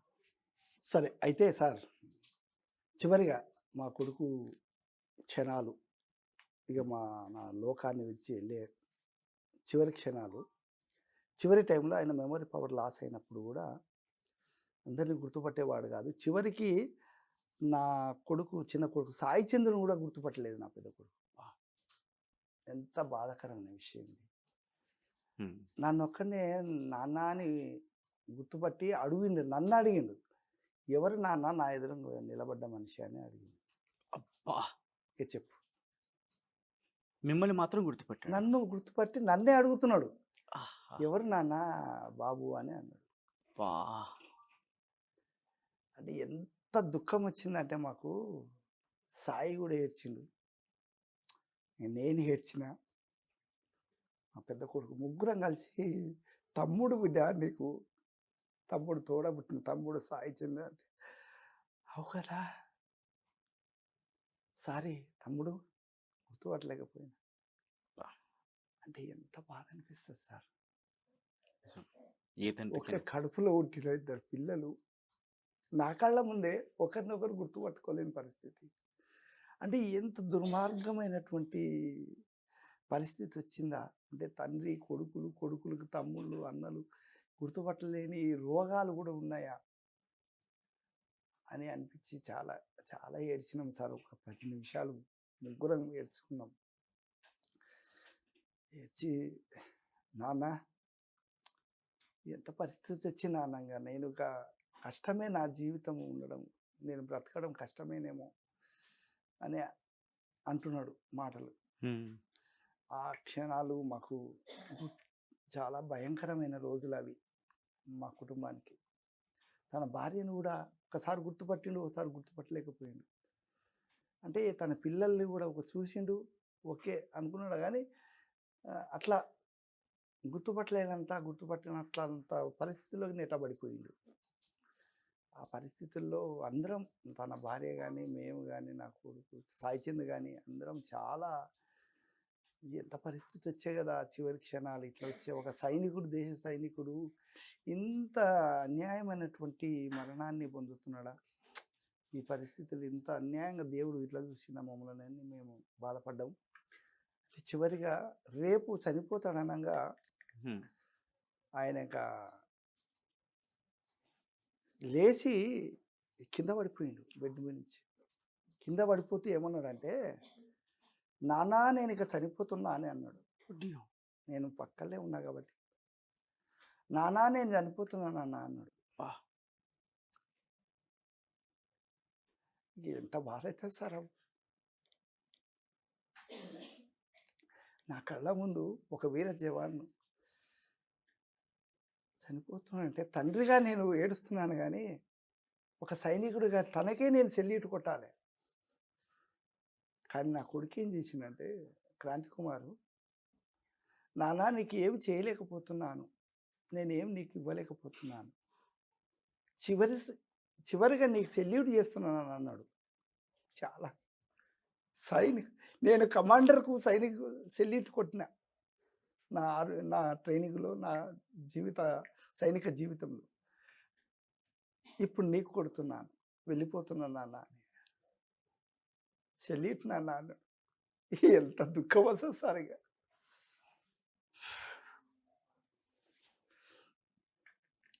అది ఇప్పటికీ నాకు ఆ దృశ్యం కనబడుతుంది. ఎందుకంటే నా కొడుకులు నన్ను చూడాలి, నేను హాస్పిటల్లో పడితే నా కొరకు ఉండి అయ్యో మా నాన్న దూరం అయిపోతున్నాడా అని నా కొడుకులు ఏడుస్తుంటే నాకు అయ్యో పిల్లలు ఇడిచిపెట్టిపోతున్నాడా నేను అని నాకు ఉండాలి ఆ బాధ. కానీ నిజంగా చెప్తున్నా సార్, నాకు కూడా బీపీ షుగర్ అన్నీ ఉండి ఒక 10-15 ఏళ్ళ నుంచి కొనసాగిస్తున్నాను నా శరీరంలో. వాటినన్నిటిని కూడా తట్టుకొని వాటిని మేము ఆరోగ్యాన్ని కాపాడుకుని నా పిల్లల్ని కాపాడుకోవాలి నేను అనే జాగ్రత్తలోనే ఉన్నా నేను. తప్ప నేను నా కొడుకుల మీద ఆధారపడి నా కొడుకులకు నేను అనారోగ్యస్తుడిగా కనపడకూడదు అనుకున్నాను నేను. వాళ్ళకు అన్ని ఉండి ఆ రోజు మీ కొడుకుని మీరు కాపాడుకునే ప్రయత్నం చేస్తారు. మీ కళ్ళ ముందు వెళ్ళిపోతున్న తరుణంలో ఆ బాధ ఎవ్వరు కూడా తీర్చలేనిది. నిజం సార్. అది ఆ రోజు చనిపోయి ఇక మరుసటి రోజు ఇక ఆయన కోమాలోకి వెళ్ళిపోయిండు. నాన్న నేను చనిపోతున్నా అని కోమాలోకి వెళ్ళిపోయిండు. ఇక మరుసటి రోజు వరకు లేవలేదు. మరుసటి రోజు మళ్ళీ లేచి కూర్చున్నాడు సార్. విచిత్రమైన విషయము, లేచి చెకముక్కలు వేసుకుని కాళ్ళు మీద కాళ్ళు వేసుకొని కూర్చున్నాడు బెడ్ మీద. మాకు చాలా ధైర్యం వచ్చింది, నా కొడుకు బ్రతుకుతాడు, ఇక కోమా నుంచి బయటపడిండు అని చెప్పి నేను నా కోడలకు ఫోన్ చేయి, ఆమె వాళ్ళ అమ్మ పెద్దమ్మ ఇంటి దగ్గర ఉంటే, అమ్మ ఇట్లా క్రాంతి లేచి కూర్చున్నాడమ్మా, రామ్మా రాని గంటలు మామయ్య వస్తా మామయ్య అని వెంబడి వచ్చింది. ఆమె కూడా వచ్చి ఇంకా ఇద్దరం నేను అయితే లేచి ఏమన్నాడు సార్ అంటే, లేచింది అడివే బ్రష్ వేస్తామంటే నేను మా నాన్న వస్తేనే వేసుకుంటా బ్రష్, మీరు వేయొద్దండి, బ్రష్ చేయను, టీ తాగని ఏం తాగనని వాళ్ళ సిస్టర్స్కు వాళ్ళకందరూ చెప్పిండు. నాకు 5:30కు తెల్లవారుజామున 5:30కు సెక్యూరిటీ వచ్చి, క్రాంతి కుమార్ వాళ్ళ నాన్నగారు ఎవరు అని అంటే నేనే అంటే, మీ కొడుకు లేచి కూర్చున్నాడు కోమాలో ఉన్న ఆయన, నువ్వు రావా అని ఆయన కూడా సంతోషంతో చెప్తున్నాడు. నాకు నన్ను తొలకపోతే వెళ్ళి నా క్రాంతికి, నాన్న బ్రష్ వేసుకో అంటే, లేదు నాన్న నువ్వు వేయాలంటే, సరే నేనే వేస్తాను, నేనే వేయించి కాఫీ దాపి, ఏం తాగుతావు నాయన అంటే కాఫీ తాగుతున్నాడు, కాఫీ తాపిన, పాలు తాగమంటే పాలు తాపిన, బ్రెడ్ తింటా అన్నాడు, బ్రెడ్ తిన్నాడు. ఈ 3 తిన్న తర్వాత ఇక చాలు నాన్న, ఇంకా నువ్వు కూడా వెళ్ళు, ఫ్రెష్ అప్ అయ్యి మొహం కడుక్కొని మంచిగా మొహం కడుక్కొని వచ్చేసేయి, ఇంకా నువ్వు టిఫిన్ చేసి వచ్చేసేయి, మళ్ళీ డాక్టర్స్ వస్తారని చెప్తే చాలా సంతోషం అనిపించింది సార్ నాకు. అన్న 1 గంట తర్వాత 9 o'clock అట్లా 9 o'clock వరకు డాక్టర్స్ చెక్ చేస్తున్నారు, అంతా చూస్తున్నారు. నేను నా కోడలు కూడా ఉన్నాం. ఇక సైలెంట్ అయిపోయింది అక్కడ. ఎందుకు సైలెంట్ అయిందంటే క్రాంతి కుమార్ లేడు అని చెప్పింది సెక్యూరిటీ. సార్ నిజంగా చెప్తాను, నేను గోడ గుద్దుకున్నా ఇట్లా, ఆ హాస్పిటల్ గోడకు. ఎంత పని చేస్తాం కదా, ఇన్ని సంవత్సరంన్నర కాపాడుకుంటాం, ఎంత పని అయిపోయాయి కదా అంటే, లివర్ ఇచ్చి బతికించింటే బ్రతుకుతుండే, కానీ లివర్ ట్రాన్స్ప్లాంటేషన్ అయింటే బ్రతికేవాడు. కానీ అప్పటికే ఆయనకు కిడ్నీస్ ఫెయిల్ అయినాయి, లంగ్స్ ఫెయిల్ అయినాయి, ఇంకా మెమరీ పవర్ లాస్ అయింది, ఇన్ని వెంటాడినాయి ఈయనకు అని చెప్పి చాలా బాధపడ్డాం. ఏమీ చేయలేకపోతున్నాం కదా అని చేతులు ఎత్తేసినాం. లివర్ కూడా అందలేదు. కానీ అట్లా ఆ రకంగా మేము నా కొడుకును నా కళ్ళ ముందు నా చేతులారా పోట్టుకున్నందుకు చాలా చాలా దుఃఖపడ్డా సార్. నేను అంటే తన భార్యకైతే ఇంకా చెప్పలేనంత బాధనే, కానీ ఇద్దరం ఏడుస్తున్నాము, కానీ ఏం చేయగలుగుతాం మేము. ఆ ఏం బాధ చేయలేం. మీకు బహుశా నిజం జీవితాంతం సార్. వెంటాడుతూ ఈనాటికి గూడా ఉంటుంది. నేను అది తలుచుకున్నప్పుడల్లా ఏడుపొస్తది నాకు. తలుచుకున్నప్పుడల్లా ఆ మాటలు గుర్తొస్తాయి. ఆయన సైనిక సెల్యూట్ చేసిన ఆ దృశ్యం గుర్తుకొస్తది నాకు. ఇది ఏప్రిల్‌లో జరిగింది కదండీ ఇది? ఏప్రిల్ 1వ తారీఖు 2021 కరోనా టైంలో ఏప్రిల్ 1వ తారీఖు బహుశా మీకు ఏప్రిల్, జూన్ మీ జీవితాన్ని వెంటాడుతూ ఉంటాయి కదా? ఉంటాయి.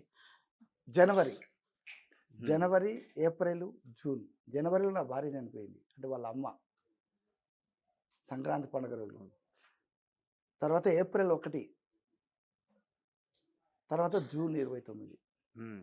ఈ 3 నెలలు 3 నెలల వ్యవధి చూడండి. అవును. ఫిబ్రవరి, మార్చి, ఏప్రిల్. సాయి చంద్ అలాగే వాళ్ళ అన్న ఎలా ఉండేవాళ్ళు ఇద్దరును? చాలా అనుబంధంగా ఉండేవాళ్ళు. అసలు హ్మ్. నాకు తెలిసి ఎన్నడూ గూడా అంటే ఒక అన్నదమ్ముల మధ్యలో కొన్ని సార్లు గొడవలొస్తూ గొడవలు ఉంటాయి. వస్తుంటవి. ఏదన్నా అంటే పెళ్లి కాక ముందైనా గూడా ఏదో ఒక ఏదో చిన్న చిన్న సందర్భం చిన్న గొడవలుంటూ చిన్న ఉంటాయి. గొడవలు నాకు మా అన్న ఇట్లా చూడలేడు, తమ్ముడు సరిగ్గా వింటలేడని అన్నా కానీ ఏదో ఒక ఎన్నడూ పేచీ ఉంటూ ఉంటుంది ఇద్దరి ఉంటుండే మధ్య. కానీ హ్మ్. హ్మ్. ఎన్నడూ లేవు సార్. హ్మ్. నేను చూసిన వరకు గూడా. అంటే 10వ తరగతి వరకు గూడా. ఇద్దరు నాకు అంత అన్యోన్యంగా ఉండేవాళ్ళు. చాలా ఫ్యామిలీ మేమంతా సార్. హ్మ్. నేను, నా భార్య, నా కొడుకులు. ఎంత అన్యోన్యం అంటే, అంటే చాలా మాకు ఏమీ లేకుంటుండే. అంటే హ్మ్. పరిస్థితులు అంటే మా ఇంట్లో ఒక టీవీ గూడా లేకుంటుండే, ఒక ఫ్రిడ్జ్ లేదు, ఒక మీరదే ఆహ్, అన్నారు. ఎక్కడ ఏదీ లేని పరిస్థితి నుంచి ఈరోజు ఒక్కొక్క పిల్లాడు ఎదిగిన సందర్భంలో. ఇక్కడ నేను మీ దగ్గరకొచ్చే ప్రయత్నం చేస్తాను. ఎందుకంటే, తమ్ముడు ఒక స్థాయికి ఒక పాటని అందుకొని, పాటే ప్రాణంగా వెళ్ళాలంటే అన్న సపోర్ట్ ఎక్కడో దగ్గర యెస్. ఉండుంటుంది. అప్పుడు చాలా ఎలా ఉండేది పాటల విషయంలో అన్నదమ్ముల మధ్య ఎలా చాలా ఉండేది? చాలా. తను గర్వపడుతుండే తెలుసా? మా హ్మ్. పెద్ద కొడుకు ఆర్మీలో ఉన్నప్పుడు, సర్వీస్‌లో ఉన్నప్పుడే. హ్మ్. సాయి చంద్ ప్రస్థానం ప్రవాహంలాగా అవును. సాగిపోతుంది అవును. అప్పటికే. అవును. అవును. 2021 వరకు గదా ఆయన ఉన్నది. 2018 నుంచే సాయి చంద్ ప్రవాహం మారుమోగుతుంది. అంటే సాయి చంద్ లాంటి గొప్ప కళాకారుడు, ఒక ముఖ్యమంత్రి స్థాయి గల మనిషి. ఒక ముఖ్యమంత్రి గారు గౌరవనీయులు కల్వకుంట్ల చంద్రశేఖరరావు సారే సాయి చందు అని పిలుస్తున్నాడంటే, నా తమ్ముడు సాయి చంద్ అని పిలుస్తున్నాడంటే, అంటే ఎంత స్థాయిలోకి పోయిండు నా తమ్ముడు అని చాలా గర్వపడ్డాడు హ్మ్. మా పెద్ద కొడుకు. హ్మ్. నా తమ్ముడు చాలా వేగంగా దూసుకెళ్తున్నాడు. చాలా సంతోషం మనకు. హ్మ్. హ్మ్. చాలా చాలా గొప్ప విషయం. మనకు మంచి జరగబోతుంది. మన తమ్ముడు మా తమ్ముడు ఇంకా రేపు ఎమ్మెల్యే కావచ్చు, మినిస్టర్ గూడా కావచ్చు. అయ్యే అవకాశాలున్నాయి. ఇంక అంతకంటే గర్వం మనకేముంటుంది నాయన. వాళ్ళ అన్న ముందు పాట పాడేవాడా? పాడిండు వేదికల మీద. ఒక్కసారి ఏ పాటని గుర్తు చేసుకుంటారు? ఎందుకంటే అన్నదమ్ములు కలిసినప్పుడు పాటలు పాడుకునే సందర్భాలు విన్నప్పుడు తల్లింటికి చాలా ముచ్చటేస్తూ ఉంటుంది. అంటే, అటువంటి పాటలేమైనా ఒకసారి గుర్తు అంటే చేసుకోగలరా? తను అంతకుముందే పాటలు బాగా పాడుతుండేవాడు గాబట్టి, హ్మ్. అంటే దాదాపు ఆయన 2003 నుంచి హ్మ్. గాయకుడిగా మెల్లమెల్లగా ఆయన బయటకొచ్చేసిండు. తన ప్రస్థానం ప్రారంభించి కొంచెం ప్రారంభం నుంచి వచ్చేసిండు కాబట్టి ఆయన పాటలు టీవీలలో కూడా ప్రచారం కావడం, ఛానల్స్‌లో ప్రచారం కావడం, హ్మ్. తర్వాత వేదికల మీద సాయి చంద్ పాటలు వినబడుతూ ఉండడం, హ్మ్. ఇవన్నీ కూడా చూస్తున్నాడు. కానీ ఓకే. తనకంత అంటే కల్చరల్ యాక్టివిటీస్ మీద అంత పెద్ద ఇంట్రెస్ట్ లేకపోయి ఉండే మా పెద్ద కొడుకు. కానీ తమ్ముడు వాడుతున్నాడు కదా అని చూసేవాడు. హ్మ్. హ్మ్. మంచి తమ్ముడు వాడుతున్నాడు, మంచిగా వాడుతున్నాడు, గొప్పగా వాడుతున్నాడు, చాలా హ్యాపీ అని ఆయన పాడుతుంటే చాలా సంతోషపడ్డాడు. తమ్ముడు చాలా చూడు ఎంత బాగా అని. హ్మ్. ముఖ్యంగా అది ఆ పాట అందరినీ మైమరిపించినటువంటి పాట. సాయి చంద్ పాడిన పాట. హ్మ్. తనను కూడా కదిలించింది ఏందంటే, హ్మ్. రాతి బొమ్మల్లోన కొలువైన శివుడా, రక్తబంధం విలువ నీకు తెలియదురా, నుదుటి రాతలు రాసే ఓ బ్రహ్మదేవా, తల్లిదండ్రుల బాధ నీవు ఎరుగవురా,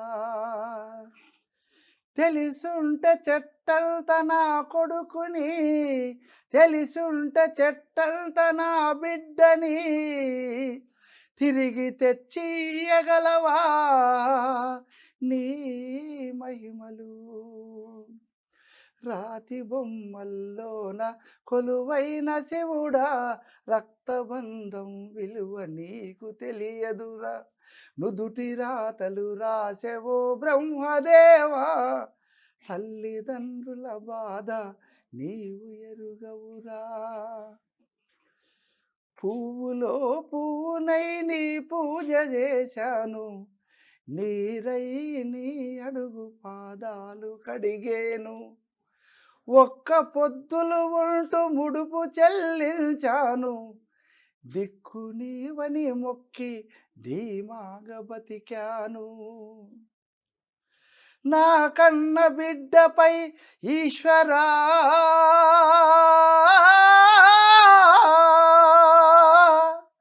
నా కన్న బిడ్డపై ఈశ్వరా, నీ కరుణ ఏ మాయరా శంకరా. రాతి బొమ్మల్లోన కొలువైన శివుడా, రక్తబంధం విలువ నీకు తెలియదురా. శివరాత్రి శిలకునే నైవేద్యమైనాను, నీ కంటి వెలుగుకు నేను దూరమైనాను. శివరాత్రి శిలకు నీ నైవేద్యమైనాను, నీ కంటి వెలుగుకు నేను దూరమైనాను. ఒక్క పొద్దులు ఉంటి ముడుపు చెల్లించి తిని, నా కన్న బిడ్డను కనులార చూడబోతివి. ఏమిటి ఈ తల్లిదండ్రులకు ఈ పరీక్ష పెడితివో, ఎందుకీ తల్లిదండ్రులకు శోకంబు పెట్టితివో. ఆ కన్న తల్లి పార్వతికి దుఃఖమే తీర్చినవు, మరి ఈ కన్న తల్లిదండ్రులకు ఎందుకీ పరీక్ష పెడితివి. ఏమిటి దేవా, ఏమిటి మహాశివా.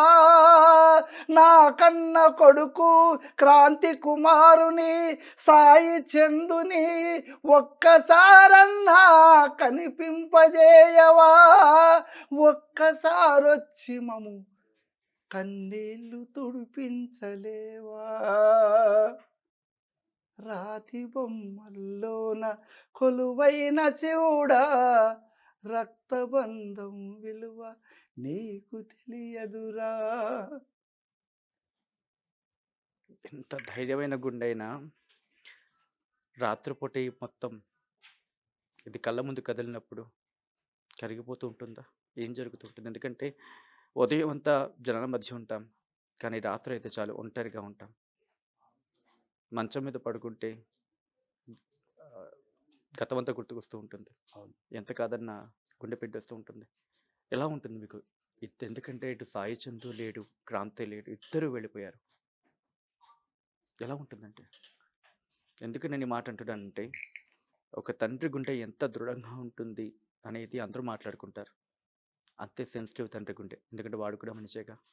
అందుకని అడుగుతున్నా. నిజమే సార్. ఎందుకంటే ఇక తండ్రిగా నాకు ఎంత బాధ ఉందో నేను ఎవరికి చెప్పుకోలేను. నాకు ఈ బాధ ఉందని 10 మందికి నేను పంచుకోలేను. కాకపోతే నా కళ్ళను చూసి చాలామంది చెమ్మగిల్లినేత వాళ్ళ కళ్ళు. నా గుండెను చూసి చాలా ధైర్యం కూడా తెచ్చుకున్నారు. ఇంత కన్నబిడ్డల్ని పోగొట్టుకున్న తండ్రివి మాకు ఒక నిలువెత్తు నిదర్శనంగా, ఒక తండ్రిగా, ఒక ఆదర్శ పురుషుడిగా, ఒక ఆదర్శ తండ్రిగా మా కళ్ళెదుట ఉన్నందుకు మేము చాలా గర్వపడుతున్నాం. ఒక కొడుకుని దేశానికి సైనికుడిగా అంకితం ఇచ్చినావు, ఒక కొడుకుని ప్రపంచానికి పాటనై వదిలిపెట్టినావు. ఇంతకంటే గొప్ప ఇంకేముంటుంది నాన్న? మేమందరం ఈ ప్రపంచంలో ఉండే సాయి చందు లాంటి, నీ కొడుకు పెద్ద కొడుకు క్రాంతి కుమార్ లాంటి ఇట్లాంటి కొడుకులు కన్నందుకు, ఇట్లాంటి కొడుకుల్ని తీర్చిదిద్దినందుకు ఈనాటికి కూడా నా కొడుకులు ఇంత గొప్ప వాళ్ళైనని నువ్వు కీర్తించుకుంటూ వాళ్ళని తలుచుకుంటూ జీవిస్తున్నావు చూడు, ఇది చాలు మాకు. అంటే రాత్రి మంచం మీద పడుకున్నప్పుడు కళ్ళు మూసుకుంటే నిద్ర పట్టదు, ఇవన్నీ గుర్తుకొస్తూ ఉంటాయి. వీటిని ఎలా సంభాళించుకుంటూ ఉంటారు? ఇంకంతే సార్. ఇప్పుడు నేను సంపాదించుకున్నది ఏంటంటే, నా కొడుకులు లేకున్నా కోట్ల మంది ప్రజలు ఈరోజు నాన్న అని పిలుస్తున్నారు. నిజం సార్, ఇది అబద్ధం చెప్పడం లేదు, నేను ఊహాజనితమైన మాటలు కూడా చెప్పడం లేదు. అనేక మంది మా ఇంటికి వచ్చి, నానా మేమున్నాం, అన్నలు లేరని నీ దిగులు చెందొద్దు, మేము కూడా నీ కొడుకులమే. క్రాంతి కుమార్, సాయి చంద్ మాత్రమే నీ కొడుకులు కాదు, మొత్తం ఈ భారతదేశంలో ఉన్న వాళ్ళందరూ కూడా నీ కొడుకు దేశ సైనికుడిని తలుచుకొని ఉన్న బిడ్డలు ఉన్నారు. నీ కొడుకు సాయి చంద్ పాటను తలుచుకొని ఉండే బిడ్డలు ఉన్నారు, తమ్ముళ్ళు ఉన్నారు, అన్నలు ఉన్నారు. వీళ్ళంతా నీ కొడుకులు. మీరు అన్న తమ్ముడు అంటే నాకు ఒక మాట గుర్తొస్తుంది. ఎందుకంటే క్రాంతి, సాయి చంద్ వాళ్ళ అనుబంధం, వాళ్ళ అన్యోన్యత ఆ స్థాయిలో ఉండేదని చెప్పి మీరు చెప్పారు. సో ఇటువంటి తరుణంలో వీళ్ళిద్దరికి సంబంధించి అన్న దూరం అవుతున్న తరుణంలో సాయి చంద్ తన కలం కదులుంటుంది, ఒక పాట ఏదో రాసుంటాడు. ఏమైనా అటువంటిది ఏమైనా జరిగిందా? లేకపోతే ఎందుకంటే కొన్ని సందర్భాల్లో ఏమవుతుందంటే ఆ పాట బయటికి రాదు. అన్న మీదో లేకపోతే కుటుంబం మీద ప్రేమ అది కేవలం కాగితం మీద ఉంటుంది, ఆ తర్వాత అలా తిరగబడిపోతుంది, అలా సమాధి అయిపోతూ ఉంటుంది. అటువంటి పాట ఏమైనా ఉండిందా? అంటే తన మీద పాట రాసింది నాకైతే తెలియదు.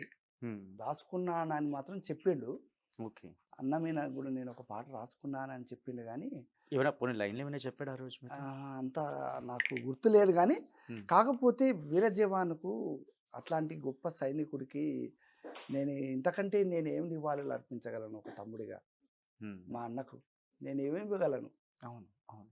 అని తన కలం నుంచి జారువారిన పదాలు ఎంత ఎంత గట్టిగా ఉంటావో నాకు కూడా తెలుసు. కానీ ఆ పాట నాకు, ఆ కాగితపు కూడా నాకు అందలేదు. ఆయన స్వరం నుంచి ఆ మాటలు కానీ ఆ పాట అల్లిక కానీ నాకు తెలిసింటూ కూడా నేను తప్పకుండా పాడి నేర్చుకునేవాడిని. కానీ నాకు ఈ సందర్భంగా ఒక వీరుని తలుచుకోవడం అంటే అంత చాలా సంతోషం అనిపిస్తుంది. మీరు కూడా పాటలు రాస్తారు, మీరు కూడా పాటలు పాడే అవునవును. బ్యాక్గ్రౌండ్ అయితే మీకుంది. అవును మీ నుంచి సాయి చంద్ వచ్చిన సందర్భం. అవును. ఒక కొడుకు కళ్ళ ముందు వెళ్ళిపోయిన తర్వాత మీ కళ్ళ నుంచి ఏమైనా పదాలు, ఎందుకంటే నేను మాట అడిగే ప్రయత్నం చేస్తున్నాను. కొన్ని సందర్భాల్లో కొన్ని వేల పదాలు కాదు, కొన్ని కోట్ల పదాలు పలకలేని ఆ భావం అవును. ఒక పాట పలికిస్తుంది. అవును. అందుకని ఏవైనా మీరు అటువంటి, ఎందుకంటే గుండె ద్రవించిపోయే సందర్భంలో పాటే పలుకుతూ ఉంటుంది, అవును. అలా ఏమైనా పలికాయి మీకు ఈ ఈ ఈ అంటే మధ్య కాలంలో? నా పెద్ద కొడుకు మీద అయితే నేను నిజంగా పాట రాయడం కానీ, పాటను నేను రాయాలని దృష్టి కానీ నాకు రాలేదు సార్. నిజంగా నా దుఃఖమే అట్లనే పూర్తిగా మర్చిపోయాను, ఆవరించేసింది. అయిపోయింది. కాకపోతే నాకు అంటే ఒక వీరులు, వాళ్ళు వీరుల్లో కలిసిపోయారు కాబట్టి నాకు అనిపించింది, వీరుని మరణము కాదు వృధా ఎన్నటికీ, వీరుని మరణము కాదు వృధా ఎన్నటికీ, తప్పని చావు కొరకు భయపడకు ముమ్మాటికి, వీరుని మరణము కాదు వృధా ఎన్నటికీ, తప్పని చావు కొరకు భయపడకు ముమ్మాటికి, తల వంచుకున్నవంటే తలలు నరికి వేస్తారు, తల వంచుకున్నవంటే తలలు నరికి వేస్తారు, పట్టు వదలినవంటే ప్రాణం పెకిలిస్తారు, బ్రిటిష్ గుండెపై బాంబిసిరిన భగతును, బ్రిటిష్ గుండెపై బాంబిసిరిన భగతును, బ్రిటిష్ గుండెపై బాంబిసిరిన భగతును, హింసవాది దేశద్రోహి అన్నారు తెల్లదొరలు, బానిస తిరుగుబాటు నాయకుడు స్పార్టకస్, బానిస తిరుగుబాటు నాయకుడు స్పార్టకస్, చిరునవ్వుత సిలువనెక్కి చిరంజీవి కాలేదా, చిరంజీవి కాలేదా, మమతలు మమకారాలు అన్నయ్య, వీరుని సంఖ్యలు కావురా, అన్నయ్య వీరుని సంఖ్యలు కావురా. ఇదే నాకు గుర్తుకొచ్చింది. నా కొడుకు అందులో ఉన్నాడు. ఎప్పటికీ భయపడకూడదు. ఈ మరణాన్ని గురించి ఎప్పుడు కూడా నాకు చావు వస్తుందేమో, నేను చచ్చిపోతానేమని భయపడకూడదు. ఎప్పుడైనా తప్పదు. కానీ సస్తే సస్తిమి ఒక వీర మరణం ఉండాలి, ఒక ధైర్యంగా ఉండాలి. తిండికి లేకపోయినా పర్వాలేదు, అడుక్కొని చావద్దు.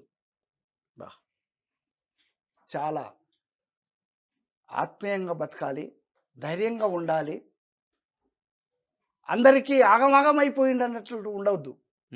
ఆదర్శ జీవితాన్ని ఉండాలి అని నేను అనుకున్నా. నా కొడుకులు కూడా అదే నెరవేర్చింది. నిజం సార్ అది. నేను ఎక్కడైనా ఎప్పుడైనా నేను చెప్పగలుగుతున్న వేదిక మీద అయినా చెప్పగలుగుతా. నేను ఎట్లా బతికిందో నా కొడుకులు అట్లా బతికిండు. కరెక్ట్‌గా ఇక్కడికి వచ్చే ప్రయత్నం చేస్తున్నాను. మీరు ఎలా బతికారో ఆ రెప్లికాగా అంటే మీ ప్రతిబింబంగా మీ ఇద్దరు కొడుకులు ఉన్నారు. అవును. సో ఇక్కడ మీ అమ్మాయి ఇప్పుడు అవును. ఏం చేస్తోంది? వీళ్ళు ముగ్గురు ఎందుకంటే వాళ్ళిద్దరి గురించి మనం మాట్లాడుకున్న సందర్భం. అవును. సో వీళ్ళు ముగ్గురు ఎలా ఉండేవారు? ప్రెజెంట్ మీ అమ్మాయి ఏం చేస్తారు? మీరు ముగ్గురు ఎలా ఉండేవాళ్ళు? ముగ్గురు కూడా అంటే కొంతకాలము, అంటే ఎందుకు చెప్తున్నానంటే నా కొడుకుల తల్లి వేరు. అంటే నా మొదటి భార్య చనిపోయింది కదా! అవును. అవును. 2001లో నా ఇద్దరు కొడుకులకు సంతానాన్ని ఇచ్చి ఆమె చనిపోయింది. హ్మ్. చనిపోయిన తర్వాత నేను మళ్ళీ రెండవ పెళ్లి వివాహం చేసుకున్నాను. వివాహం చేసుకున్నాను. అదేదో అనివార్యమైన పరిస్థితుల్లో లేదా నాకు గడ్డు కాలమైన పరిస్థితుల్లో నేను చేసుకోవాల్సి వచ్చింది, చేసుకున్నాను. కానీ నా కొడుకుల్ని దూరం చేయాలను, నా కొడుకులు నాకు అవసరం లేదన్న భావంతో కూడా కాదు. అవసరమైన పరిస్థితుల్లోనే, మాకు వంట చేసే దిక్కు లేని పరిస్థితుల్లో, నేను ఒంటరిగా జీవిస్తున్న భయంకరమైన జీవితాన్ని తట్టుకోలేక తప్పకుండా ఒక భార్య, ఇంటికి ఇల్లాలు, అందమైన జీవితం ఉంటుంది. ఇల్లాలు లేకపోతే అది అంధకారమైనటువంటి కుటుంబంగా మారిపోతుంది అని. అంటే కొంతకాలం ఓకే. ఒక నడి వయసులో వచ్చినప్పుడు కుటుంబం అంతా చిన్నాభిన్నమయ్యే పరిస్థితులు వచ్చినప్పుడు తప్పకుండా మళ్ళీ పెళ్లి చేసుకోవడం తప్పు విషయం కాదు. అదేమి అన్యాయమైన విషయం కూడా కాదు అని అంటే అనిపించి నేను అడుగుతోంది చేసుకున్నాను. ఎందుకంటే ఆ సందర్భంగా నాకు పెళ్లి చేసుకోవడంతో బిడ్డ పుట్టింది. ఆ బిడ్డతో నా కొడుకులు కొంతకాలము దూరంగానే ఉన్నారు. అంటే మాకు సొంతంగా తల్లి కడుపులో పుట్టలేదు కదా అని ఒక భావం అయితే ఉంటుంది. నేను అబద్ధం చెప్పడం లేదు, అదేదో కల్పించుకొని కూడా చెప్పడం లేదు. అది కొంతకాలం దూరంగా ఉన్నారు. అంటే దూరం పెట్టినట్లు కాదు, కొంచెం దూరం ఉండరు. ఓకే. ఉండని, నాన్నతోటి ఉంది చెల్లెలు, ఉండని హ్మ్. అనేటట్లు. వాళ్ళు ఆర్మీలో ఆయన ఉన్నాడు, ఈయననేమో చదువు కొరకు హైదరాబాద్ వచ్చిన సాయి చందు ఇక్కడనే ఉన్నాడు. ఉద్యమాల తెలంగాణ ఉద్యమంలో ఆయన ఫుల్ టైమ్గా ఆయన తిరుగుతున్నాడు. ఓకే. ఆ క్రమంలో ఒక 10th క్లాస్ అప్పుడు హ్మ్. అంతలోపు కూడా నా ఒక సందర్భం ఉంటుంది. అన్నా చెల్లెళ్ళకు బంధం ఏంటంటే రక్షాబంధన్. హ్మ్. అది ఒక సందర్భమైనటువంటి రోజు. ఓకే. ఆ సందర్భంలో నా ఆర్మీ కొడుకు క్రాంతి కుమార్ కూడా పెళ్ళైన తర్వాత హ్మ్. సందర్భం వచ్చినప్పుడు పోయి రక్షాబంధన్ కట్టేది నా బిడ్డ. వాళ్ళు చాలా సంతోషపడ్డాడు మా క్రాంతి, మా పెద్ద ఆయన. హ్మ్. సంతోషపడి చెల్లెలకు బట్టలు కూడా ఇప్పించి తీసుకోమ్మా అని డబ్బులు ఇచ్చి మంచిగా చదువుకో, మంచిగా ఉండమ్మా అని చెప్పి ఆ మాటలు ఎత్తి చెప్పేవాడు. అట్లా అది చేసిండు. సాయి చందు కూడా అనుకోకుండా ఒకసారి మా ఊరికి అనుకున్న సందర్భంలో రక్షాబంధన్ రోజే వచ్చిండు. ఓకే. అంటే సో అంతకుముందు రక్షాబంధన్ వచ్చిండు. అనేది మొత్తం వీళ్ళు ముగ్గురిని మళ్ళీ కలిపే ప్రయత్నం అవును. చేస్తుంది. ఓకే. సో కంక్లూషన్‌కి వచ్చే ప్రయత్నం చేస్తున్నాను వెంకటరమణ గారు. మీ పిల్లలు, మీ మనవలు, మనవరాళ్ళు ఎలా ఉన్నారు ఇప్పుడు? వాళ్ళతో మాట్లాడే ప్రయత్నాలు అవన్నీ కంటిన్యూ అవుతున్నాయా ప్రెజెంట్? వాళ్ళు ఎలా ఉన్నారు? పిల్లలు అయితే మంచిగానే ఉన్నారు. ఇక మాకు సాయి చంద్ పిల్లలు పెద్ద పిల్లలు జర, హ్మ్. హ్మ్. క్రాంతి కుమార్ పిల్లలు జర మరీ చిన్న పిల్లలు. అయితే వాళ్ళకు మాకు కొంచెం గ్యాప్ అయితే ఉంది. అంటే ఉండడమే వాళ్ళు ఇక్కడ, సాయి చందు కుటుంబం అంతా హైదరాబాద్లో అవును. నివాసం. మా పెద్ద కోడలు అంటే మా క్రాంతి కుమార్ భార్య పిల్లలు కూడా వాళ్ళు కూడా టౌన్లో ఉంటారు. టౌన్లో అంటే మా ఊరు టౌన్లో. ఓకే. అక్కడనే వాళ్ళు అంటే పెళ్ళి అయినప్పుడు అక్కడనే స్థిర నివాసం ఏర్పరచుకున్నారు, అక్కడనే ఉన్నారు. హ్మ్. హ్మ్. సరే ఉన్నప్పుడు మా ఇంటికి వచ్చిపోయేవాళ్ళు, మేము కూడా వచ్చిపోయే వాళ్ళ ఇంటికి వెళ్ళేవాళ్ళం. అంత హ్యాపీగా ఉండేది. హ్మ్. ఆ టైంలో ఈ క్రాంతి కుమార్ సాయి చంద్ పిల్లలు పెద్ద పిల్లలు కాబట్టి కొడుకు గుర్తుపడతాడు, మంచిగా చూసుకుంటాడు, మంచిగానే తాత అని పలకరిస్తాడు, మంచిగా ఉంటాం. ఓకే. ఇక పాప కూడా చిన్నగా ఉన్న అమ్మాయి కాబట్టి సరే ఓసారి గుర్తుపడుతుంది, ఓసారి గుర్తుపట్టదు. హ్మ్. మరి చిన్నగా ఉండే నేను పోయినప్పుడు. సరే ఇక జర పెద్దగా కొద్దీ చెప్తారు కదా, అవును. తాతయ్య అంటే ఓకే, తాతయ్య నమస్తే అంటే ఓకే, అంతవరకే. ఓకే. మరి వీళ్ళు పెద్ద కొడుకు పిల్లలు మరీ చిన్న పిల్లలు, 5-6 ఏళ్ళ అంటే మేము కాన్పులు కూడా వాళ్ళ ఇంటికి వెళ్ళి చేసి వచ్చినాం కాబట్టి, అంటే మరీ చిన్న ఉన్నప్పటి నుంచి కూడా మేము చూసినాం మమ్మల్ని. ఓకే. సో మనవడు, మనవరాళ్ళతో మొత్తం ప్రస్తుతానికి సంతోషంగా సంతోషంగా ఉన్నారు. ఏంటి ప్రాబ్లం లేదు. Okay. Thank you so much Amarchinta వేద వెంకటరమణ గారు ఆర్టీవీ స్టూడియోకి వచ్చి ఒక సైనికుడికి సంబంధించి ఒక సైనికుడు తన ఆ, జీవితంలో ఎక్కడికో వెళ్ళాలనుకున్న స్థాయికి చేరుకున్న తర్వాత అక్కడి నుంచి ఒక తండ్రి కళ్ళ ముందే మరణం పొందితే ఎలా ఉంటుందనే అంశానికి సంబంధించి మాట్లాడే ప్రయత్నం చేస్తుంది. దగ్గరికి సాయి చంద్కి సంబంధించి కూడా తన విషయాలను కొన్ని పంచుకునే ప్రయత్నం చేస్తుంది. Once again thank you so much. So మొత్తంగా అయితే అది అమరచింత వేద వెంకటరాములు చెబుతున్న మాట. దేశం కోసం బిడ్డను కోల్పోయిన బాధ, దేశం కోసం ఇన్ఫ్యాక్ట్ దేశం కోసం తన బిడ్డ అక్కడికి వెళ్ళిన తర్వాత అక్కడ ప్రమాదం జరిగినా తనకు చెప్పకుండా తన గుండెలో దాచుకున్న తర్వాత ఆ మాట తెలిస్తే ఆ గుండె ఎంత బాధపడింది అనేది, ఆ తర్వాత సాయి చంద్కి సంబంధించి ఇలాంటి అనేక అంశాలను ఆయన మనతో పంచుకునే ప్రయత్నం చేస్తారు. Once again thank you so much అండి. ఇది అమరచింత వేద వెంకటరాములతో RTV special interview. Keep watching and stay tuned. India Pakistan ఉద్రిక్తతలపై లేటెస్ట్ అప్డేట్స్ కోసం డౌన్లోడ్ చేసుకోండి ఆర్టీవీ లైవ్ యాప్.